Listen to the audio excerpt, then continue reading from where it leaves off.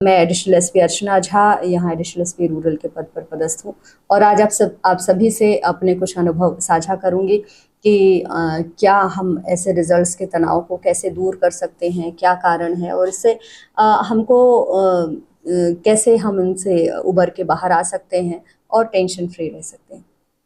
आप लोगों के बीच में कोई क्वेश्चंस होंगे तो आप लोग चर्चा कर सकते हैं और हम उस पर भी आगे बात करेंगे, आपके प्रश्नों के जवाब देंगे। जैसे हम देखें कि ये टेंशन क्या है, जैसे परीक्षा परिणाम को लेकर के हम क्या सोचते हैं, तो ये पूरा ये है कि जहाँ पे अब ये एक बोलना चाहिए पूरी तरीके से एक बोलना चाहिए व्यर्थ की चिंता है। क्योंकि जब जो जिम्मेदारी हम पर नहीं है, यानी कि पेपर लिखने तक तो हम डिपेंडेंट हैं, हमको पता है कि पढ़ाई करना है, लिखना है, एग्ज़ाम देना है, वो हमारी जिम्मेदारी वहाँ ख़त्म हो जाती है जब हम अपना एग्ज़ाम पेपर लिख देते हैं। इसके बाद हम यदि किसी अन्य चीज़ का यानी परिणाम का टेंशन ले रहे हैं तो निश्चित रूप से ये व्यर्थ की चिंता है, क्योंकि ये चीज़ अब हमारे हाथ में नहीं है। तो जहाँ तक हमारी जिम्मेदारी थी वहाँ तक हमने अपनी जिम्मेदारी पूरी की। अब जो चीज़ हमारा काम नहीं है उस चीज़ को लेकर के हमको अनावश्यक कोई भी प्रकार का जो है किसी भी प्रकार की चिंता नहीं करनी चाहिए। मैं अगर अपने बारे में बताऊं तो हम लोग भी जब हम 10th-12th में थे, पीएससी के एग्ज़ाम भी दिलाया था, उस समय इतनी टेंशन्स होती थी कि पता नहीं अब क्या होगा। तो मैं और मेरी फ्रेंड धनलक्ष्मी चौरसिया, हम दोनों एग्जाम्पल के तौर पे बता रही हूँ, जब एग्ज़ाम से या निकलते थे बाहर तो ये बोलते थे कि पता नहीं क्या होगा, कि मैं बहुत ज़्यादा टेंशन लेती थी। वो हमेशा यही चीज़ बोलती थी, तो अब अपना काम तो कर लिए, अब एग्जामिनर का काम भी करेगी तो एग्जामिनर क्या करेगा। तो ये चीज़ है कि हमको इस चीज़ को अपने काम तक ही सीमित रखना है, ना कि जो हमारे पर्यवेक्षक हैं जो एग्ज़ाम के रिजल्ट्स बना रहे हैं उनके काम को खुद करना है। तो अब जो भी रिजल्ट हो उस चीज़ के लिए हमको मेंटली प्रिपेयर होना चाहिए। अगर हम इस पूरे प्रोसेस को देखें कि हम कैसे अपना टेंशन कम कर सकते हैं, उसमें हर किसी की अलग अलग भूमिका है।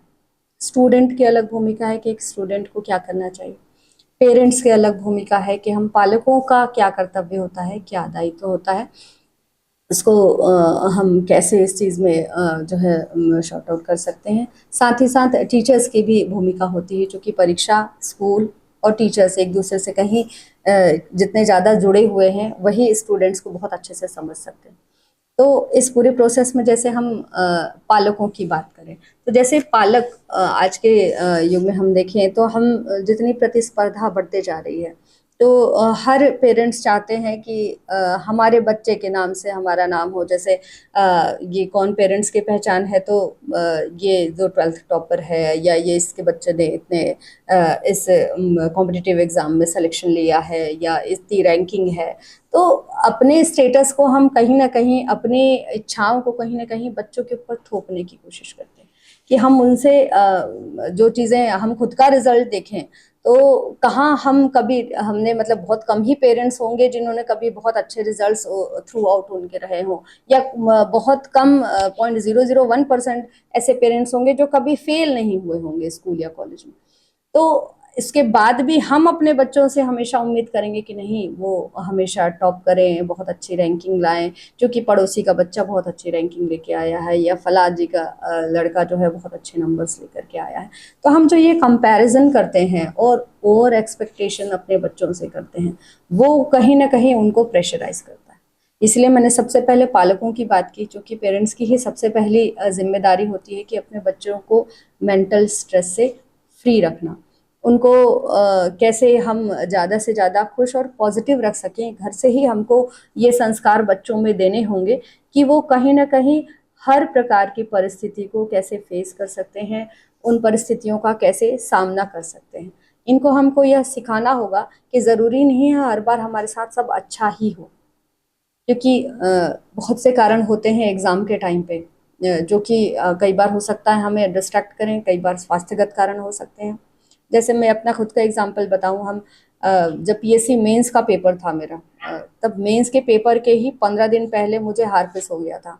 एक माता टाइप का एक बीमारी होती है जिसमें बैठना भी मुश्किल होता है। तो उस समय मेरे लिए ये बहुत मुश्किल था कि मतलब मैं बैठ के, क्योंकि एक दिन में दो दो पेपर होते थे, तो वो पेपर दिला भी पाऊँ, और ये ठीक नहीं हो रही थी बीमारी। लगभग 1-2 सितंबर से मैं इंजर्ड हुई थी और 15 सितंबर से मेरा मेंस का पेपर था।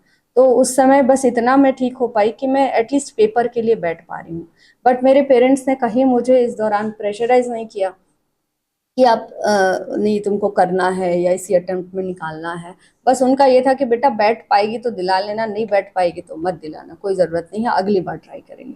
तो ये हमको पेरेंट्स के बीच में इतना बॉन्डिंग होना चाहिए, बच्चों को इतना समझना चाहिए कि हम उन पर प्रेशर ना डाल करके उनको इतना मोटिवेटेड रखें कि वो अपने स्वास्थ्य को भी ध्यान दे सके। अनावश्यक प्रेशर में भी स्वास्थ्य खराब होता है, तो वो भी चीज़ें हैं। और कुछ कारण भी हो सकते हैं, बच्चे हो सकता है थोड़ा डिस्ट्रैक्ट भी हो जाएं, तो उनको हमको सही दिशा में लाना है, क्योंकि पढ़ाई हम लगभग 15 से 20 साल बच्चे पढ़ते ही रहते हैं। नर्सरी से लेकर के 12th तक ही 15 साल पढ़ लेते हैं, उसके बाद फिर 5-6 साल ग्रेजुएशन पीजी करते तक। तो इतने साल तक हम सोचे कि हमारा बच्चा एकदम सही दिशा में चलता रहे, बिल्कुल डिस्ट्रैक्ट मत हो, हर एग्जाम में बहुत अच्छा नंबर लेकर के आए, ये पॉसिबल नहीं है। समय के अनुरूप अलग अलग बच्चों के हार्मोनल चेंजेस भी होते हैं, ग्रोथ होती है, उनके अनुरूप उनकी सोचने समझने की दिशा भी तय होती है।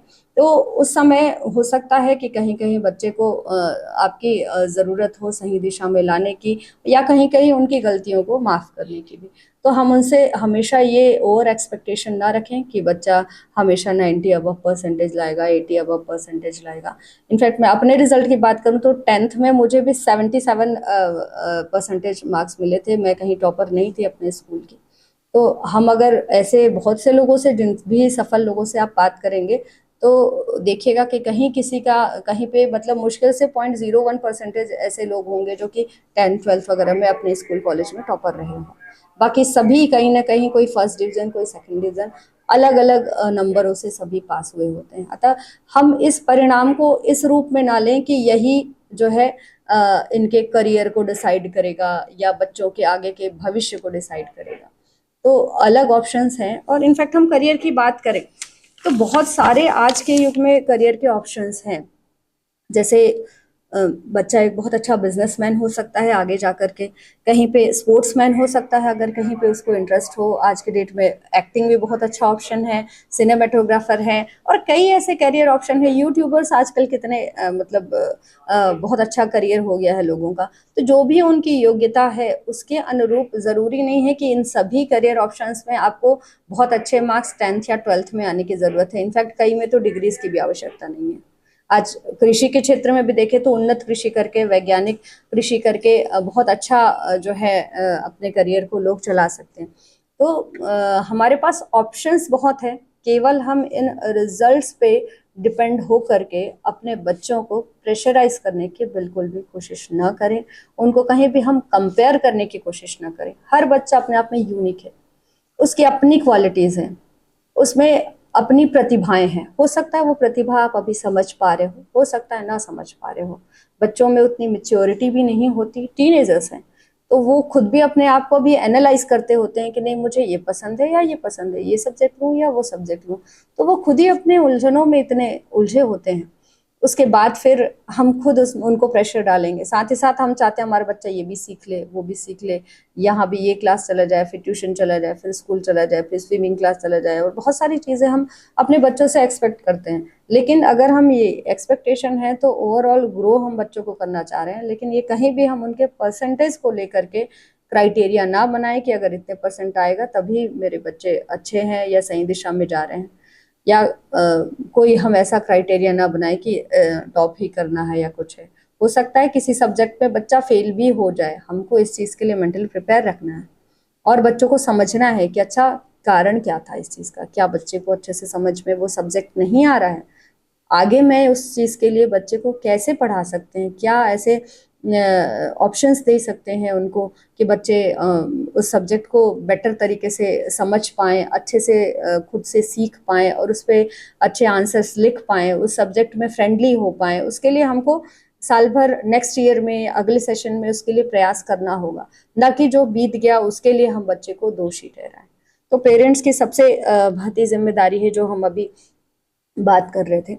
और इसके अलावा भी हमको भी मेंटली प्रिपेयर रहना है कि हम जो भी कंडीशंस होगी, बच्चा अच्छा भी कर सकता है, नहीं भी कर सकता, और बच्चों को बताना भी है, क्योंकि हम शेयर नहीं करते हैं क्या होता है कि जनरली माता पिता दोनों में या पिता थोड़े से शाय होते हैं, बच्चों से उतनी फ्रेंडली बात नहीं करते हैं। कई जगह मम्मियाँ भी आजकल जॉब में रहती हैं, किसी के पास उतना मतलब हम बच्चों के साथ बैठ के चर्चा करें, टाइम उनके साथ स्पेंड करें, ज़्यादा हम उनको सीखने समझने के लिए समय दें, वो हम नहीं हो पा रहे हैं। बच्चा अपने स्कूल और एक्टिविटीज़ में दौड़ रहा है, पेरेंट्स अपने जॉब में दौड़ रहे हैं, तो उस समय को निकाल के बच्चों के साथ थोड़ा व्यतीत करना है, उनको समझने के लिए समय देना है और ये विश्वास दिलाना है बच्चे को कि बेटा तेरा रिजल्ट अच्छा आए चाहे खराब आए, हम तुम्हारे साथ हैं। अगर खराब आएगा तो मिलकर के सुधारेंगे अगली बार। तो ये विश्वास बच्चों को देना पड़ेगा, उनको किधर रुचि है उसको हमको समझना पड़ेगा। और हम बच्चे से सोचते हैं कि बच्चा तुम कहाँ जाना चाह रहे हो, तो वो जहाँ जाना चाह रहे हैं वो तो ठीक है, बट आपको ऑप्शन बताना पड़ेगा। आपकी एज आज और आपके अनुभव की तुलना में बच्चे का अनुभव और एज आपसे एकदम आधा है। तो आप थोड़ा सा उनके लिए एक ऑप्शंस तैयार करके खुद भी समझ के कि नहीं अच्छा ये नहीं है तो बच्चे की रुचि इस साइड है तो ये भी करियर ऑप्शन है, ये इस दिशा में बच्चा जा सकता है, उनको ऑप्शंस हम दें, उनसे चर्चा करें, बात करें, ताकि वो अपना प्रेशर जो है आपके पास रिलीज कर सकते हैं और कहीं उसके लिए और कहीं उनको भागने की ज़रूरत ना हो। अगर पेरेंट्स और बच्चों की बॉन्डिंग जो है वो अच्छी हो जाएगी तो 90% समस्या वहीं ख़त्म हो जाती है। दूसरा, अगर हम टीचर्स के रिस्पॉन्सिबिलिटीज़ की बात करें तो टीचर्स के पास बच्चा प्रतिदिन 6 से 7 घंटे रहता है। इनफैक्ट उतने देर तो अपने बच्चों के पास भी नहीं, अपने पेरेंट्स के पास भी नहीं रहता। तो उस समय टीचर्स बच्चे को, अगर कंटिन्यू उसी स्कूल में बच्चे पढ़ रहे हैं तो टीचर्स उनको बेहतर तरीके से जानते हैं, जितने कि पेरेंट्स जान सकते हैं उससे ज़्यादा अच्छे से वो जानते हैं। तो उनकी रुचियों के अनुरूप उनको करियर ऑप्शंस देना और उनको भी हर परिस्थिति के लिए जीतने हारने के लिए उनको तैयार रखना। चाहे हम स्पोर्ट्स की बात करें, कितनी तरीके हैं, अलग अलग हम ऑप्शंस हैं, एक्टिविटीज़ हैं जिसमें कोई बच्चा फर्स्ट आता है, कोई सेकंड आता है, कोई कुछ भी नंबर नहीं लाता। कई बच्चे जीतते हैं, कई हारते हैं। तो ये जीतने हारने की प्रैक्टिस हमारे बच्चों में हमको करानी पड़ेगी।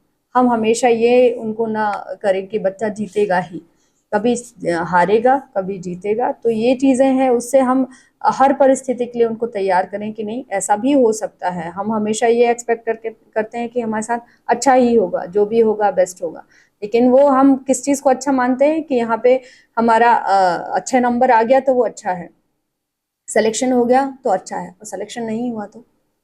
मैं कई ऐसे लोगों को जानती हूँ जिनका सिलेक्शन नहीं होना उनके लिए अच्छा है। कि जैसे हम लोग जब कॉम्पिटिटिव एग्जाम्स की तैयारी कर रहे थे, कुछ लोगों का सिलेक्शन हुआ, जैसे पीएससी में मेरा सिलेक्शन हुआ, लेकिन मेरे साथ में जो तैयारी कर रहे हैं इंटरव्यू तक गए मेरे कुछ साथी हैं जिनका सिलेक्शन नहीं हुआ। उस समय तो नहीं हुआ, बट उन्होंने तैयारी अपनी लगातार जारी रखी। उनके लिए सच में वो इंटरव्यू के बाद वापस आना एक बड़ा टेंशन हो सकता था, बट उन्होंने अपना मोटिवेशन लेवल हाई रखा, तैयारी की, आज वो यूपीएससी सेलेक्टर हैं। और एक जो यूपीएससी का एग्जाम दिलाया था मेरा फ्रेंड, उसका सिलेक्शन नहीं हुआ था, बट उसने आज बहुत अच्छा कोचिंग सेंटर खोला हुआ है, 5 जिलों में उसके कोचिंग इंस्टीट्यूट चल रहे हैं।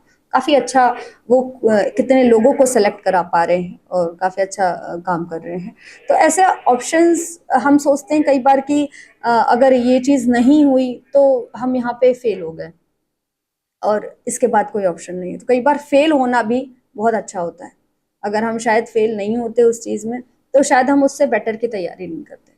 तो ये हमको सोचना है और बच्चों में ये सिखाने की कोशिश करना है कि हमको हर कंडीशन के लिए मेंटली प्रिपेयर रहना है। और उसकी बच्चों को, जैसे टीचर्स को चाहिए कि योग्यता के अनुरूप उनको हम ऑप्शंस जो हैं वो दें, और उनके पेरेंट्स से भी आजकल पीटीएम वगैरह होते हैं स्कूल में, चर्चा करें, बच्चों के बारे में बताएं कि किस दिशा में इनकी रुचि है और कहाँ हम उनको ले जा सकते हैं। और ये अच्छा है, जैसे स्कूल में आजकल ग्रेडिंग सिस्टम्स हैं, ज़्यादा बच्चों को परसेंटेज पे प्रेशराइज नहीं किया जाता है, परसेंट नहीं दिए जाते हैं। साथ ही एक चीज़, हम जैसे स्कूल में योग मेडिटेशन की क्लासेस होती हैं, इसको हम रेगुलर बेसिस पे हर क्लास के लिए कंपलसरी करें। मेरी ये रिक्वेस्ट रहेगी कि जैसे हम प्रेयर डेली करते हैं, स्कूल में हम सभी जाते हैं प्रेयर करते हैं, उसी प्रकार 5 मिनट यदि उनको मेडिटेशन या योग कुछ ऐसा कराया जाए डेली, ताकि उस चीज़ के लिए वो अभ्यस्त हो जाएं कि कैसे हमको मेडिटेट होना है। और वो जो मेंटल हेल्थ के लिए मेरे ख्याल से बहुत ज़रूरी, क्योंकि आज जितनी दौड़ भाग और प्रतिस्पर्धा में हम और इतने फास्ट रिस्पांस का हम बच्चों से सबसे उम्मीद करते हैं कि कोई चीज़ पहले हम कोई लेटर आता था, वो पहुंचता था, रिजल्ट आता था, फिर हम देखते थे अच्छा रिजल्ट आया। अभी वो ऑनलाइन इतने बजे आ जाएगा, उस ऑनलाइन में आने के 5-10 मिनट के अंदर सारे ग्रुप्स में सर्कुलेट हो जाएगा। तो हर मिनट में व्यक्ति जो है आज रिस्पॉन्स की एक्सपेक्ट कर रहा है कि हर चीज़ में कोई भी चीज़ चाहिए तुरंत गूगल में खोज रहे हैं, तुरंत मिल जा रही है। मतलब वेट करना और ये लोगों को थोड़ा सा किसी भी चीज़ के लिए वो बहुत मुश्किल हो गया। जैसे हम पहले याद करें, हमको वीकली एक सीरियल आता था या चित्रहार या रंगोली आता था, हम लोग बैठ के पूरे सप्ताह वेट करते थे। और मान लो सप्ताह में एक दिन पिक्चर आती थी, वो मूवी देखते थे, उस बीच में 15-15 मिनट का एडवर्टीजमेंट आता था, उसको शांति से बैठ के उस एडवर्टीजमेंट को भी देखते थे। अब आज की डेट में हम यूट्यूब में अगर कोई वीडियो देख रहे हैं और 4 सेकंड में स्किप एड का ऑप्शन होता है और एड आता है, तो वो 4 सेकंड भी वेट करना हमको खराब लगता है कि अरे एड क्यों आ गया। तो ये पेशेंसलेस जो हम होते जा रहे हैं सभी लोग, तो बच्चों में भी यही चीज़ है कि वो चीज़ होते जा रही है। उस दौरान हमको मानसिक रूप से स्थिर होना, थोड़ा सा धैर्य रखना और हर परिस्थिति में हमको धैर्यता के अनुसार उसमें रिस्पॉन्स करना, वो बहुत महत्वपूर्ण है। इसके लिए कहीं ना कहीं योग, प्राणायाम, मेडिटेशन जो है मानसिक स्वास्थ्य के लिए बहुत ज़्यादा हेल्पफुल रहेगी। और ये चीज़ हम घरों में, चूंकि बच्चे सुबह से स्कूल भाग जाते हैं तैयार होकर के, तो हर घर में ये मेरे ख्याल से पॉसिबल ना हो पाए, लेकिन स्कूल में यदि इसको कंपलसरी हम बच्चों को कराएं कि नहीं डेली क्लास शुरू होने से पहले इनको ये करना है या क्लास खत्म होने से पहले ये करना है, तो शायद उनके मानसिक स्वास्थ्य पे हम बहुत अच्छा जो है एक उनको सपोर्ट दे सकते हैं। अब हम जैसे हमने पेरेंट्स की बात की, टीचर्स की बात की, अब स्टूडेंट्स के लिए क्या, सबसे ज़्यादा टेंशन तो स्टूडेंट्स को ही है कि अब पेपर दिला लिया, अब क्या होगा। तो बच्चों ये चीज़ ज़रूर ध्यान में रखो, हमेशा ध्यान में रखो कि ये कोई लास्ट ईयर नहीं है आपका, लाइफ का लास्ट ईयर बिल्कुल नहीं। आपका बहुत सारे आपने एग्जाम्स दिलाए हैं और बहुत सारे आगे और दिलाना है। हो सकता है किसी में अच्छा ना हो तो हम फिर से रिपीट करके उसको एग्जाम को दिलाएंगे। आप सोचिए कॉम्पिटिटिव एग्जाम्स में हम तैयारी करते हैं, प्री दिलाते हैं, मेंस दिलाते हैं, इंटरव्यू दिलाते हैं, इंटरव्यू में नहीं हुआ तो फिर से प्री दिलाते हैं, फिर मेंस दिलाते हैं, फिर इंटरव्यू दिलाते हैं। ऐसे बहुत सारे आप सेलेक्टर्स से मिलेंगे जो कि तीनों स्टेप क्रॉस क्रॉस कर करके 2-3 बार फिर फेल होते हैं, फिर जीरो में आते हैं, सांप सीढ़ी के खेल के टाइप, फिर वापस तैयारी करके जाते हैं। तो ऐसा लाइफ में हर किसी के साथ होता है, कभी ना कभी होता है। किसी के साथ छोटी क्लासेस में होगा, कहीं हम आगे कॉम्पिटिटिव एग्जाम्स या और भी जो भी तैयारी कर रहे हैं हायर एजुकेशन के लिए उसमें होगा, तो सबके साथ ही होगा। तो इस चीज़ के लिए मेंटली प्रिपेयर रहना है। हमको बिल्कुल नहीं सोचना है कि यही लास्ट टाइम है और इसके बाद हमको मौका नहीं मिलेगा या लोग क्या सोचेंगे, ये सारी चीज़ें को छोड़ दीजिए। लाइफ बहुत लंबी है और पूरी लाइफ भर हमको कुछ ना कुछ हम सीखते हैं, पढ़ते हैं। तो ये वैसे ही एक भाग है उसका, अभी नहीं सीखा तो अगले उसमें कर लेंगे। बस ये सोचें कि हाँ ठीक है, अगर अच्छा नहीं हुआ तो प्लान बी क्या है हमारा, प्लान बी हम तैयार रखें कि हाँ ठीक है नहीं होगा तो हम ये तैयारी करेंगे, ऐसे करेंगे, नेक्स्ट ईयर क्या तैयारी करेंगे। तो उस नेक्स्ट ईयर के लिए अपने आप को प्रिपेयर करें कि हाँ ठीक है, हम ये सब्जेक्ट अगर मुझे रुचि नहीं तो आगे आगे तो एजुकेशन सिस्टम में भी ये है कि आप जो सब्जेक्ट पसंद करते हैं उसको चूज करके पढ़ सकते हैं। ज़रूरी नहीं है कि आपको कंपलसरी है कि ये ले आया तो ये भी लेना पड़ेगा। जैसे फिजिक्स, केमिस्ट्री, मैथ्स लिया है, केमिस्ट्री ले लिया तो मैथ्स भी पढ़ना पड़ेगा, तो मैथ्स ले लिया तो फिजिक्स केमिस्ट्री भी पढ़ना पड़ेगा। आगे ऐसे ऑप्शंस भी रहेंगे आपके पास कि आपको जो सब्जेक्ट पसंद है आप उसी सब्जेक्ट को पढ़ें, ना कि सभी उसके साथ ही सब्जेक्ट को पढ़ना ज़रूरी हो। तो ये ऑप्शन जब आपको है तो इस प्रकार से हमको सोच के चलना है कि इस एग्ज़ाम से ही आपकी जो लाइफ है वो जो है एकदम स्टक नहीं हो जाती है यहीं पे। हमारे पास बहुत से आगे अवसर हैं, बहुत सारे ऑप्शंस हैं। और एक चीज़ जो मैंने बताई ना कि कहीं कहीं फेल होना भी अच्छा है, कहीं कहीं सिलेक्शन नहीं होना भी अच्छा है। एक हमारे साथी हैं जिनका हमारे साथ सिलेक्शन नहीं हुआ था, लेकिन नेक्स्ट पीएससी में उन्होंने टॉप किया था छत्तीसगढ़ में। तो ये भी है कि कहीं ना कहीं हमारा फेल होना भी कई बार हमारे लिए सही होता है। तो ये सोच करके हमको नेक्स्ट कैसे तैयारी करना है, क्योंकि अब हमारे पास कोई ये नहीं है कि हम उस चीज़ को सुधार सकें। अब एग्ज़ाम हमने लिख लिया, तो अब आगे क्या करना है इस चीज़ को लेकर के प्लान करें और जो है अपने आगे की तैयारी करें। उसके अलावा जैसे हम मेंटली प्रिपेयर भी रहें, वर्स्ट कंडीशंस क्या हो सकती हैं, कि क्योंकि एग्ज़ाम के टाइम भी हमको ये रहना चाहिए कि आप एग्ज़ाम दिलाने जा रहे हैं, हो सकता है एग्ज़ाम के बीच में कोई आपका स्वास्थ्य खराब हो जाए, या परिवार में कोई आवश्यकता आन पड़े, या कोई आते जाते कोई इंसिडेंट एक्सीडेंट जैसी चीज़ें भी, बहुत सी चीज़ें ऐसी लाइफ में होती है, तो हम ये कोई लास्ट ऑप्शन नहीं होता है कि यही पेपर दिलाना है। तो हमको हर वेरिएशन के लिए अपने को तैयार रहना चाहिए कि अगर ऐसा हुआ तो ठीक, नहीं हुआ तो हमको क्या करना है। और संवाद लगातार बनाए रखें, पेरेंट्स भी बच्चों से और बच्चे भी पेरेंट्स से, हम बातचीत करते रहें, अपने जो है क्वेरीज हैं उसको पूछते रहें, अपने टीचर्स से भी बातचीत करते रहें, दोस्तों से भी चर्चा करते रहें। और कभी भी मतलब ये ना सोचें कि लोग मेरे बारे में क्या सोचेंगे। हम बात करें बिल्कुल कि हाँ, अगर अच्छा ऐसा रिजल्ट आया तो भी ये ठीक है, अगर नहीं आया तो भी ये ऑप्शन हो सकता है। प्रेशर बिल्कुल फील ना करें। और एक चीज़ जो बच्चों से बोलना चाहूँगी कि पेरेंट्स भी इस चीज़ में इन्वॉल्व हैं कि हम सोशल मीडिया, मोबाइल में बहुत टाइम स्पेंड करते हैं, उस टाइम को कम करें, जितना कम कर सकते हो। और आगे जैसे बच्चे पढ़ाई की रणनीति तैयार करके अपने रखें। जैसे पढ़ाई के लिए अगर मैं कुछ सुझाव देना चाहूँ तो जैसे क्या हम ऑनलाइन पढ़ते हैं, कई चीज़ों को हम गूगल से निकाल करके नोट्स निकालते हैं, बिना प्रिंट निकाले उसको वहीं मोबाइल में पढ़ लेते हैं। तो इन सब ऑप्शंस को हटा करके हम अपने पास में बुक्स रखें, प्रिंट रखें, अंडरलाइन करके पढ़ें। क्योंकि हम जो चीज़ अंडरलाइन किए होते हैं, आप अगर बार बार उसको याद करेंगे तो आपको पता रहेगा कि पेज के इस साइड में कौन सा आंसर था, नीचे में क्या था, ऊपर साइड में ये लिखा हुआ था। अगर आप अपने बुक को अच्छे से पढ़ते हैं तो वो पढ़ने की थोड़ी तकनीकें हम सुधारें, लिखने के तरीके सुधारें। पढ़ाई का जैसे हम लिखते भी हैं तो ऐसा लिखें कि बहुत क्लियर हो, समझने वाले को ज़्यादा मेहनत करनी ना पड़े। हम जो पेपर लिखते हैं तो जो चेक करने वाले हमारे टीचर्स होते हैं, हमको उनकी सुविधा का ध्यान ज़रूर रखना है कि पढ़ते टाइम उनको जो है बिल्कुल असुविधा ना हो, ताकि आप जो लिखे हैं वो एकदम क्लियर हो, यानी अच्छी हैंड राइटिंग में हो, प्रॉपर गैप छोड़ करके लिखें। चाहे तो ब्लू और ब्लैक कलर यूज़ कर सकते हैं। इसके अलावा हम हाईलाइट मतलब कहीं अंडरलाइन कर सकते हैं, और सरल शब्दों में लिखें, थोड़े बड़े अक्षरों में लिखें। कई बच्चे छोटा-छोटा लिखते हैं, कर्सिव में ऐसा घुमा देते हैं कि कुछ क्लियर समझ में नहीं आता है। तो उन चीज़ों को हम कोशिश करें कि हमारे जो पेपर चेक करने वाले टीचर्स हैं, उनको तकलीफ ना हो, क्लियरली उनको दिखाई दे कि आप बोलना क्या चाह रहे हैं, आंसर क्या देना चाह रहे हैं। तो ये चीज़ें क्लियर रहने से आप अच्छे मार्क्स जो है गेन कर सकते हैं। तो आगे के लिए आप सोचें, बात करें कि कैसा आप आगे कर सकते हैं, उस बारे में चर्चा करें। आजकल बच्चों में अनुशासनहीनता बढ़ती जा रही है। ऐसे बच्चे हैं परीक्षा के समय ज़्यादा से ज़्यादा तनावग्रस्त रहते हैं। बच्चों को अनुशासित रखने के लिए क्या उपाय करने चाहिए? बच्चों को अनुशासन जो है, हमको एक तो कोशिश करना है कि घर से ही हम उसकी लाइफ़स्टाइल को थोड़ा व्यवस्थित करने की कोशिश करें। उनको एक शेड्यूल जैसे हम बनाते हैं, टाइम टेबल जैसा बच्चों का एक, कि ये खुद उसमें मोटिवेट होकर के कि नहीं, ये उनको अगर सुबह कितने बजे उठना है, कितने बजे क्या करना है, उसके बाद क्या करना है, खुद उनको बोलें कि आप अपना शेड्यूल बनाओ।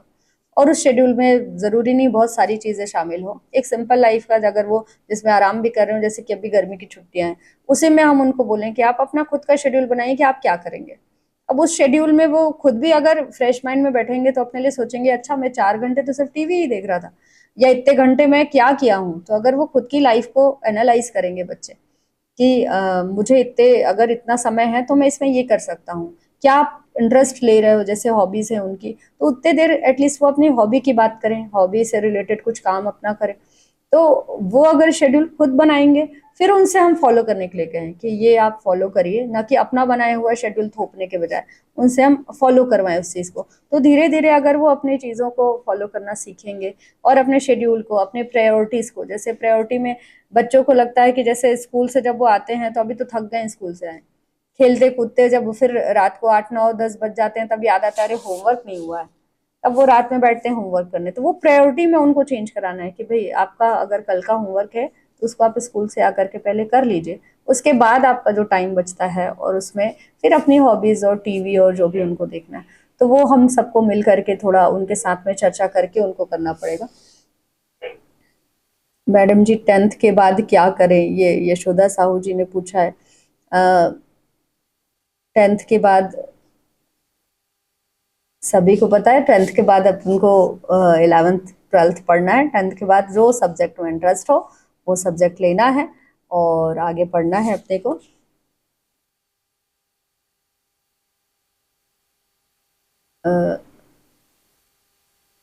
सुनंदा जी ने लिखा है कि विश्वास बच्चों को देना पड़ेगा कि उनको किधर रुचि है, उन उसको हमको समझना पड़ेगा।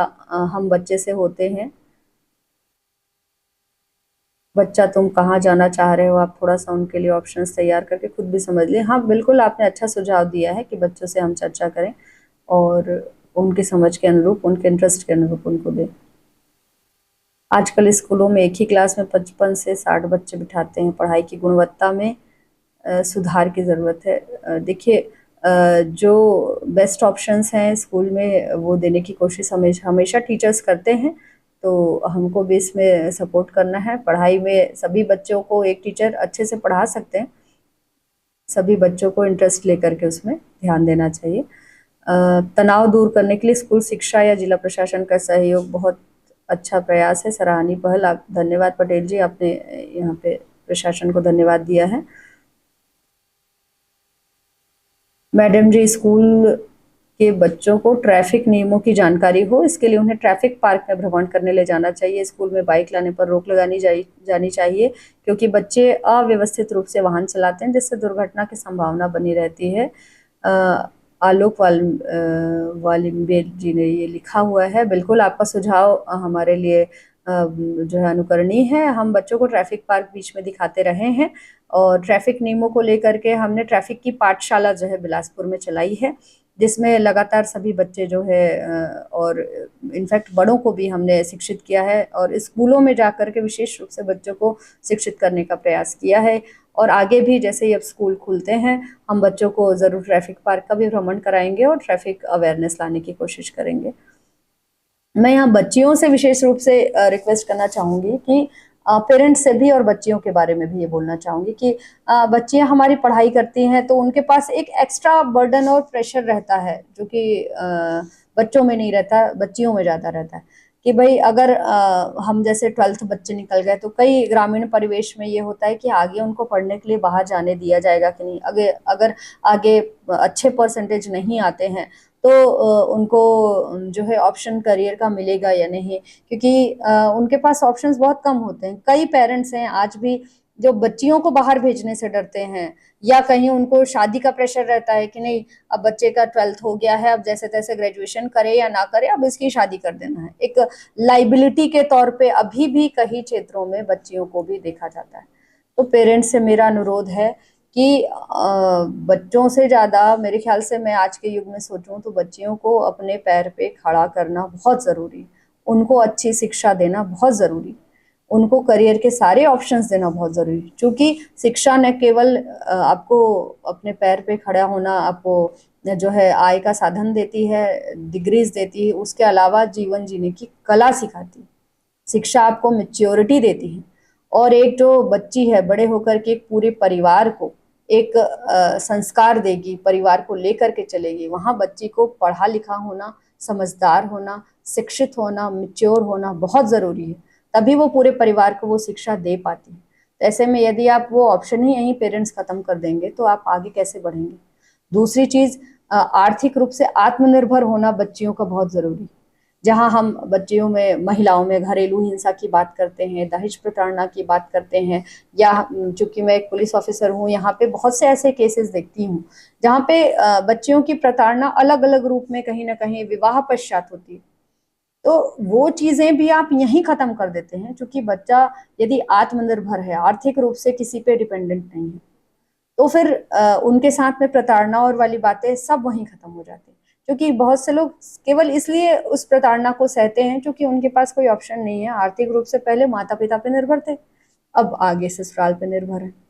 तो अगर वो आत्मनिर्भर नहीं हुए, तो वापस वो अगर प्रताड़ित है ससुराल में, तो माता पे आकर के फिर से वो डिपेंडेंट नहीं होना चाहती, तो ऐसे में वो सहते रहती है, अन्याय के खिलाफ आवाज भी नहीं उठा पाती। तो ऐसी स्थिति में यदि वो बच्ची आर्थिक रूप से आत्मनिर्भर होती है, तो गलत होने का वो विरोध कर सकती है, अन्याय के खिलाफ आवाज उठा सकती है, और कहीं उसकी डिपेंडेंसी नहीं होने से वो खुद भी अपने आप में डिपेंडेंट है, आत्मनिर्भर है, यह सोच के वो अगर अन्याय है तो उसके खिलाफ आवाज उठा के यदि अलग रहना चाहती तो अलग भी रह सकती, ना कि कोई गलत कदम उठाए।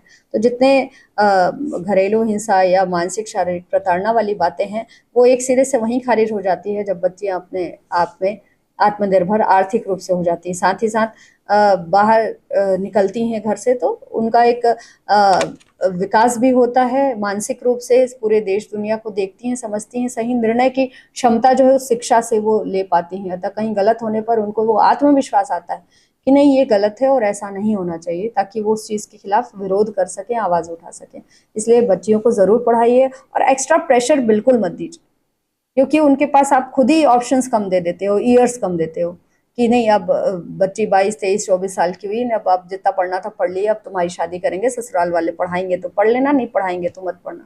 तो ये ऑप्शन बिल्कुल पेरेंट्स से मैं निवेदन करूंगी कि खत्म करें। बच्चियों को खुल करके जितना वो पढ़ना चाहती हैं, जिस दिशा में अपना करियर बनाना चाहती हैं, बिल्कुल बनाने दीजिए, क्योंकि वो उनके आगे भविष्य के लिए बहुत ज़रूरी है। तो उनको एटलीस्ट ये ऑप्शन दीजिए कि अपने मन से खुल के पढ़ाई करें, अपने पैर में खड़े हों और अच्छी शिक्षा ग्रहण करें। और आप लोगों ने इस पूरे सेशन को लाइवली लोगों ने सुना, उसके लिए मैं धन्यवाद देना चाहूँगी। और आगे सभी से मैं अनुरोध करूँगी कि सारी टेंशन्स छोड़ें। हमारे पास बहुत सारे बच्चों के पास ऑप्शंस हैं, करियर के भी ऑप्शन हैं, पढ़ाई के भी ऑप्शन हैं। सभी बच्चों से मैं शुभकामनाएं दूंगी। जो भी रिजल्ट होगा उसके लिए बिल्कुल तैयार रहें, जो भी होगा बेस्ट होगा, और उसके लिए हमको बिल्कुल उसका स्वागत करना है। और आगे हम क्या कर सकते हैं बेटरमेंट के लिए, उसके लिए हमको तैयार रहना है। और सभी को इन सब टेंशन्स को दूर करके फ्रीली, हैप्पीली और पॉजिटिव रहना है। तो पुनः एडमिनिस्ट्रेशन का बहुत बहुत धन्यवाद देना चाहूँगी। और आप सभी जो यहाँ पे जिन्होंने सुना और इतने अच्छे से पार्टिसिपेट किया, सभी को बहुत बहुत धन्यवाद देना चाहूँगी। Thank you. फिर से मिलेंगे।